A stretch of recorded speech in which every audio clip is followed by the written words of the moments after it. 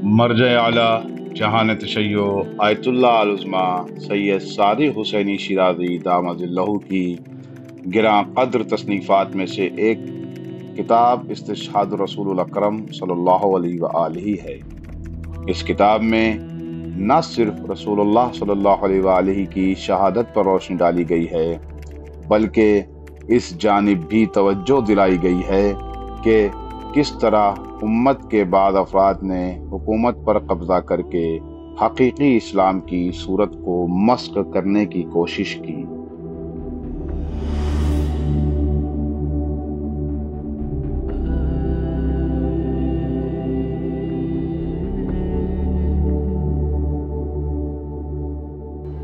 औज़ु बिल्लाहि मिनश शैतानिर रजीम बिस्मिल्लाहिर रहमानिर रहीम अल्हम्दुलिल्लाहि रब्बिल आलमीन वस्सलातु वस्सलामु अला मुहम्मद व आलिहि ताहिरीन व लअनतुल्लाहि अला अअदाहिम अजमईन अम्मा बाद फ़क़द क़ाला अल्लाहु तबारक व तआला फ़ी किताबिहिल मुबीन बिस्मिल्लाहिर रहमानिर रहीम वमा अर्सलनाका इल्ला रहमतन लिल आलमीन।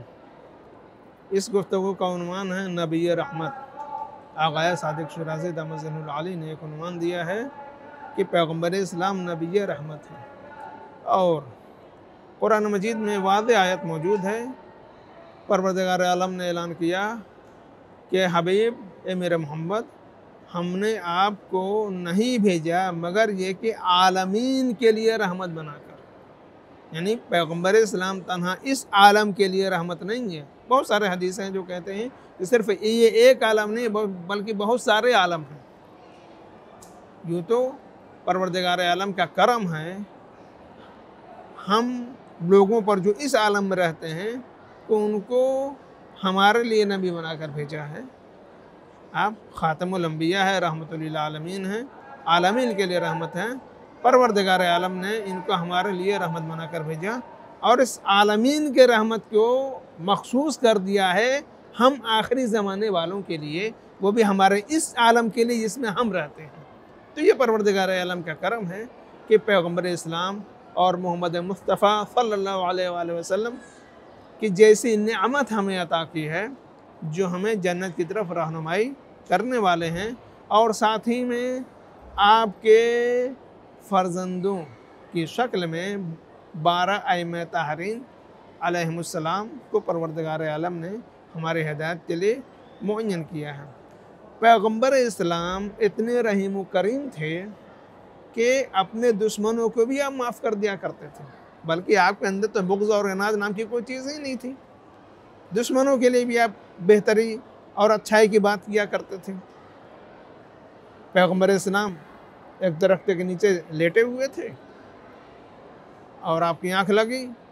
जब आपकी आँख खुली है तो देखा एक मुशरिक तलवार खींचे हुए आपके सामने खड़ा है और कहता है कि मोहम्मद बताओ तुम्हें कौन बचाने वाला है। ज़ाहिर सी बात है पैगम्बर इस्लाम उस वक्त लेटे हुए हैं और तलवार एक मुशरिक के हाथ में है। एक अजीब व गरीब और नाजुक मंजिल है, लेकिन पैगम्बर इस्लाम ने इंतहाई इत्मीनान के साथ आवाज़ दी कि मुझे मेरा परवरदिगार बचाएगा। बस ये जुमला सुनना था कि वो शख्स का हाथ कांपा और तलवार ज़मीन पर गिर पड़ी। अब पैगम्बर इस्लाम ने उस तलवार को उठाया और उठाने के बाद उसके ऊपर लहराया और पूछा कि अब बता कि तुझे मुझसे कौन बचाएगा। तो वो कहता है कि मेरा तो कोई बचाने वाला है नहीं। आपने जिस परवरदिगार का नाम लिया उसका रोब मेरी दिल के ऊपर इतना तारे हुआ कि मेरे हाथों में लर्ज़ा पैदा हो गया। तो लिहाजा अगर कोई मुझे आपसे बचा सकता है तो आप ही बचा सकते हैं। पैगम्बर इस्लाम ने ऐसे सख्त और जानी दुश्मन को माफ़ कर दिया। आप ज़रा गौर करें। और जब फ़तेह मक्का हुई तब गौर करें कि वहाँ से मक्के से जब पैगम्बर इस्लाम मदीने में आकर रहने लगे, जब मक्के वालों ने आपको सताया, जबकि आपकी विलादत ख़ुद मक्का मुअज़्ज़मा है, लेकिन आपको हिजरत करनी पड़ी, और जब मदीना मुनव्वरा आए तब भी इन मक्के वाले मुशरिकीन ने, कुरैश ने आपको चैन से नहीं रहने दिया। और बराबर आए दिन कभी जंग उहद हो रही है तो कभी जंग बद्र हो रही है, कभी खैबर हो रही है। आए दिन ये लोग बराबर आपके ऊपर चढ़ाई करना चाह रहे हैं और आपसे लड़ाइयाँ कर रहे हैं। लेकिन जब फ़तेह मक्का हुआ है तो ज़ाहिर सी बात है मुसलमानों का एक ही हौसला था कि सारे मक्के वालों को तह तक कर दिया जाए। अब हम इनके ऊपर काबू पा चुके हैं, इन पर मुसल्लत हो चुके हैं, लिहाजा ज़रूरी है कि इनका ख़ात्मा कर दिया जाए। लेकिन पैगम्बर इस्लाम ने आवाज़ दी नहीं, हम इनके जैसे नहीं हैं, परवरदिगार आलम ने मुझे आलमीन के लिए रहमत बनाकर भेजा, लिहाजा मैं सबको माफ़ करता हूँ। और आपने वहीं पे आवाज़ दी, अंतुमुत तुलक़ा, तुम लोग आज़ाद हो, तुमसे कोई भी तुम्हारे ऊपर कोई सख्ती नहीं करेगा और न कोई तुम्हें अजियत पहुँचाएगा, तुम लोग आज़ाद हो। इसी तरीके से एक शायर मुशरिक था और पैगम्बर इस्लाम के बराबर मज़म्मत किया करता था और पैगम्बर इस्लाम और इस्लाम के ख़िलाफ़ लोगों को भड़काया करता था, वरगलाया करता था। जब फ़तह मक्का हुई तो मुसलमानों के ने कहा कि या रसूल अल्लाह, ये तो आपका जानी दुश्मन है, इसको कत्ल कर दिया जाए। तो पैगम्बर इस्लाम ने फरमाया कि नहीं, मैं इसको माफ़ करता हूँ, इसको कत्ल न किया जाए। तो ये पैगम्बर इस्लाम का कि रहमत का नमूना है कि आपके अंदर जज्बा रहमत पाया जा रहा है। अब अगर किसी को पैगम्बर इस्लाम के इस जज्बा रहमत को देखना है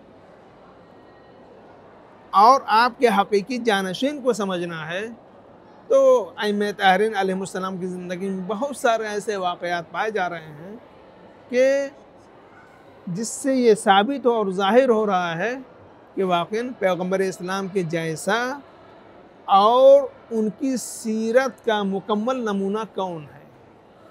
इमाम हसन अलैहिस्सलाम मदीने में तशरीफ़ रखते हैं।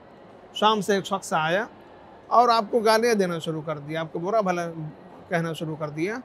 तो इमाम हसन अलैहिस्सलाम ने फरमाया, ये मुझे लगता है कि तू मुसाफिर है और भूखा भी है। अगर तेरे पास लिबास नहीं है तो मैं तुझे लिबास अता कर दूँ, तेरे पास खाने के लिए कुछ नहीं है तो भूखा है तो मैं तू चल मेरे घर में तुझे खाना खिला दूँ। वापस सफ़र में अपने वतन जाने के लिए तुम्हारे पास सवारी नहीं है तो मैं सवारी का इंतज़ाम कर दूँ। यानी एक शख्स बुरा भला कह रहा है और इमाम हसन मुज्तबा अलैहिस्सलाम आप उसके साथ नरमी का बर्ताव कर रहे हैं, उसके साथ नेकी करने का बर्ताव कर रहे हैं। ये सुनते वो शख्स कहता है कि फ़र्ज़ंद रसूल, आज से पहले मुझसे बड़ा कोई आपका दुश्मन नहीं था और आज के बाद मुझसे बड़ा कोई आपका चाहने वाला नहीं होगा। तो ये अखलाक़ पैगम्बर का नमूना जिसे परवरदिगार आलम ने खुल्क़ अज़ीम पर फायज़ किया हो, अगर उस खुल्क़ अज़ीम का मुज़ाहरा देखना है तो ये अइम्मा ताहरीन अलैहिमुस्सलाम की ज़िंदगी में देखा जा सकता है। इमाम हसन अलैहिस्सलाम, इमाम हुसैन अलैहिस्सलाम, इमाम ज़ैनुल आबिदीन अलैहिस्सलाम, बाकी जितने भी अइम्मा ताहरीन अलैहिमुस्सलाम की ज़िंदगी है, इनकी सारी की सारी ज़िंदगी रहमत इलाही का मज़हर है और इससे यह साबित होता है कि वाक़ईन और हकीकी मानों में जानशीन पैगम्बर यही अफराद हैं, न यह कि खुलफ़ाए बनी उमय्या और खुलफ़ाए बनी अब्बास। अल्हम्दुलिल्लाह रब्बिल आलमीन व सल्लल्लाहु अला मुहम्मद व आलिहि ताहिरीन।